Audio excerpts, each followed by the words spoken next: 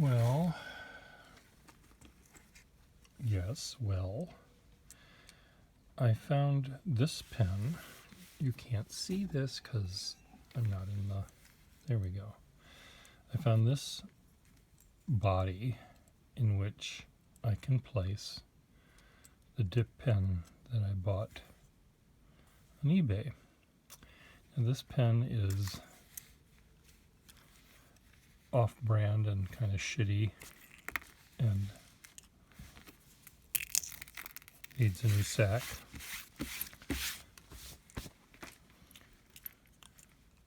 Needs maybe a new pressure bar. Does it even have one? It does have one. Now I can tighten it up.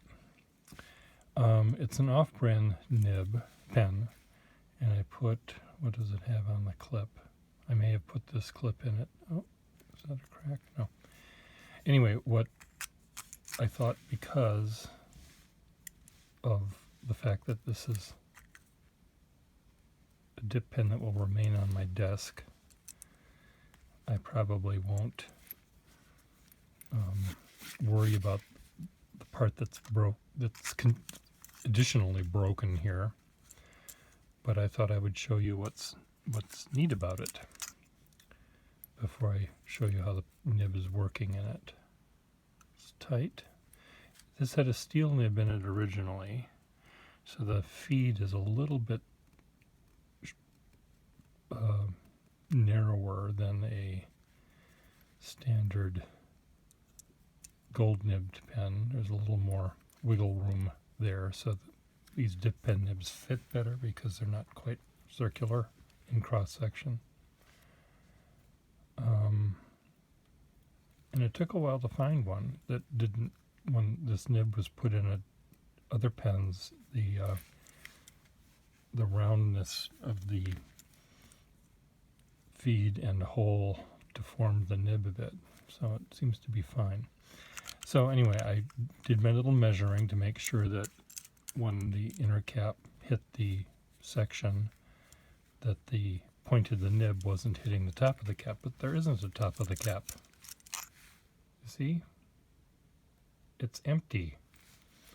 It's missing the little top bit, but you do see where the inner cap is. There. And it's it's like a cork in a bottle. You can also see that I'm pushing it up here. It's loose. So I thought I'd show you how this inner cap functions. If I can find my tool that I need to, is this going to work? Yeah.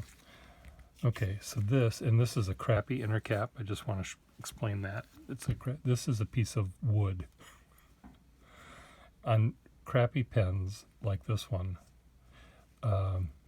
these often were made of wood. Normally they're made of hard rubber.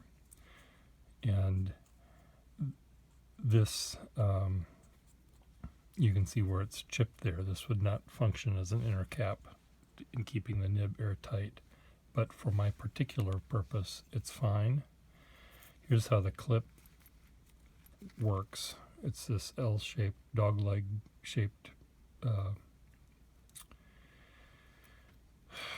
clip that slides into this slot. And then it's held in place by this inner cap. I wonder if I could turn this around that way. Will that fit that way, do you think? That would make it more airtight. No, see, it slides out that way. So it just falls out. So let's put it in the way it was before. Slightly tighter. Now I could glue it in. I could do all sorts of things, but this is supposed to have a little black end. And maybe I have a black end somewhere in my life. It also is missing its band here, and I may have a band somewhere in my life. But chances are, if I keep this nib in this pen, it will sit in my drawer up here, where I don't really need it the pen to be complete, because this is essentially, it works as a dip pen. All of my Franken pens are essentially dip pens because I dip them, I don't fill them. But when I dip them, I'm going to break this nib if I use this piece of paper. There's a cut from an X-Acto blade. I'm using also my new iPhone stand, which sways in the wind here. My jury-rigged one worked better in swayage. And part of the reason was there was this thing that would hit the bottom of the desk, keeping it stable. So, anyway, let me try this out. Put some red ink in this one, or dip it in red ink. Of course, you can't see what I'm doing because okay, we're skipping. Why are we doing that? Because I've manhandled the paper. Sometimes when there are oils from your hand on the paper, it'll skip.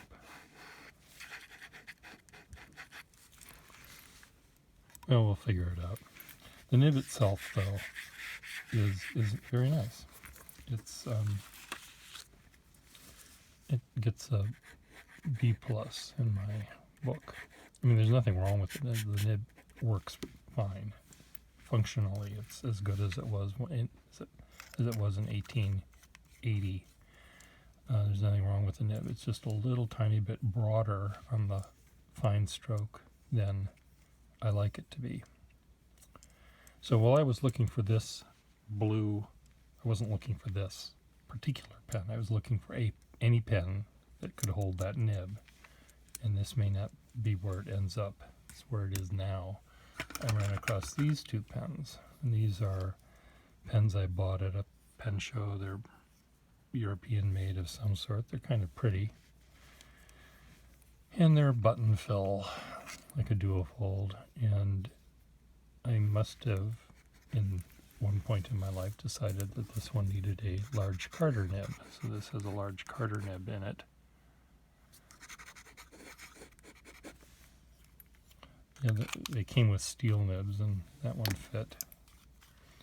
This one has the steel nib in it. And also, this is loose here. There's lots of wiggle room in this screw. So if I were to actually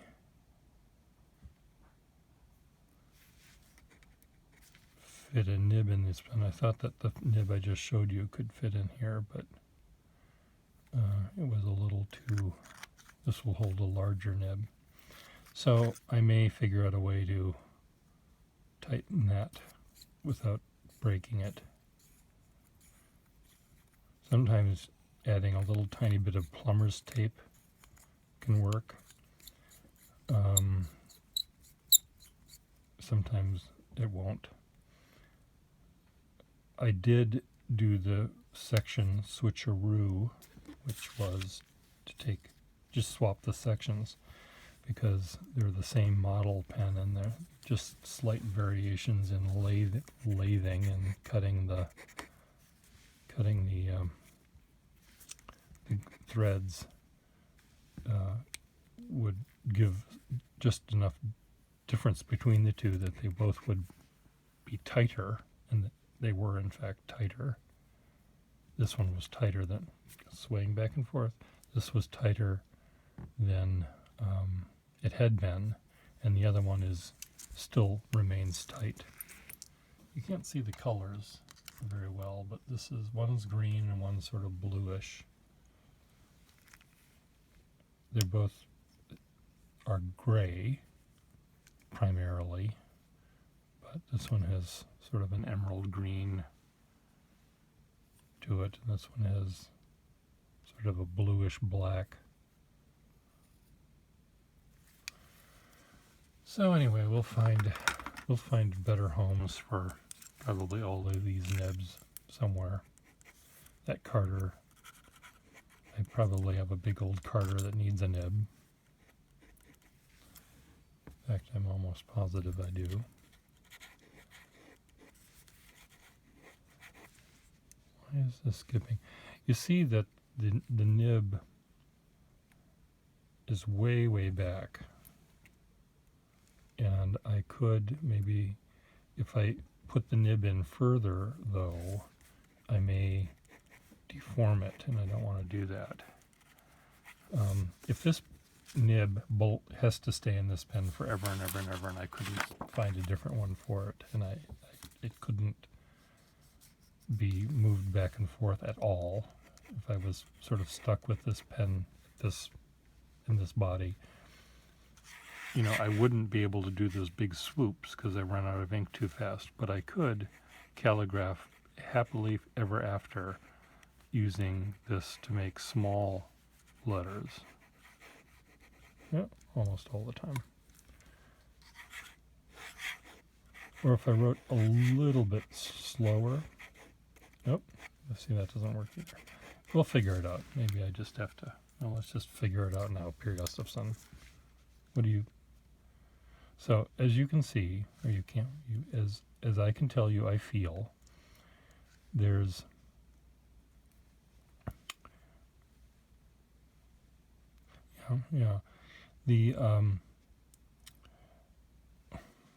this is the delicate part of using dip pen nibs in your frankenpenning, because the cross section of the shape of the nib on a dip pen is flatter. Dip pen nibs do something like this on this cross section. Fountain pen nibs do something like that. So a normal section has a more or less round hole. Sometimes they're slightly unround, but essentially a round hole that this round feed goes in, and then the round nib is wedged in between, and it's fine. If I were to take the gold nib out of the pen, fountain pen, and put this one in, it would deform this. It would turn that flat thing into this rounded thing, and then the ends of the point would get all torqued out.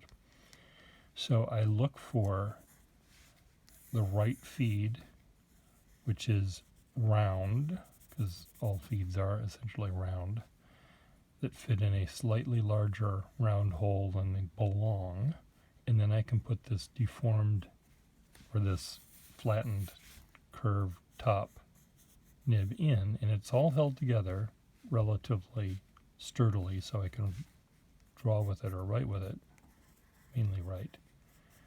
But I'm not damaging the pen, and I'm not damaging the nib. And I can see with my own bad eyes that this nib, here's this cross section of the section there, this nib is doing this.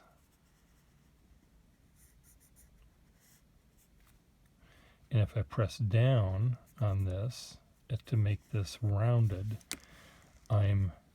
I can feel that I'm pressing, and that may torque the whole pen and make it not write as well. So, but I'm moving this forward, as you can see, and I'm sliding it back in, and I'm trying not to push it in very far,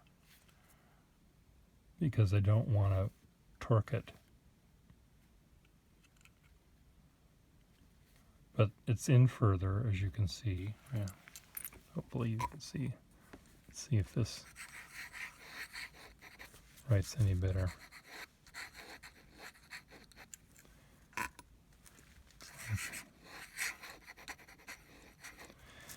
When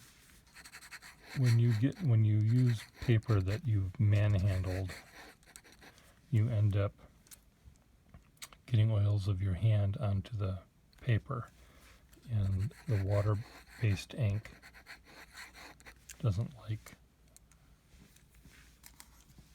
working when there's oil on the thing. It sort of sits on top. So anyway, that's okay. See, well, I can see the little point showing its little head. So this, anyway, it's fine. It's fine in this pen for the moment. I'll see if I have a little black top and a gold band, and if I do, it'll be perfectly fine. This off-brand pen that says something on, I don't know if this was the original nib clip it had, but what kind of pen is this?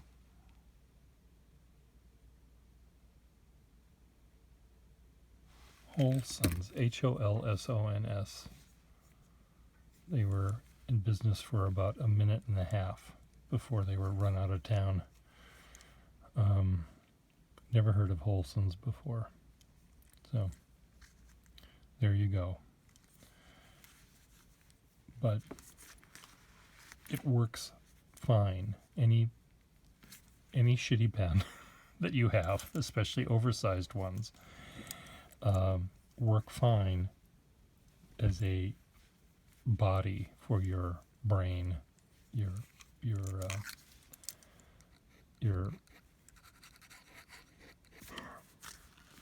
whatever the nib is, whether that's your brain or your heart, I don't know, but it's the important part is the nib.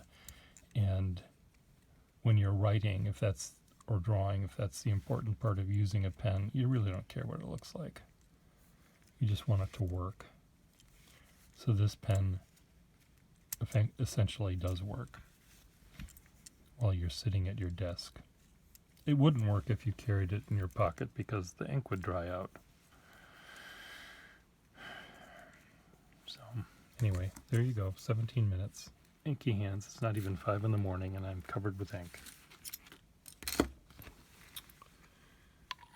Goodbye.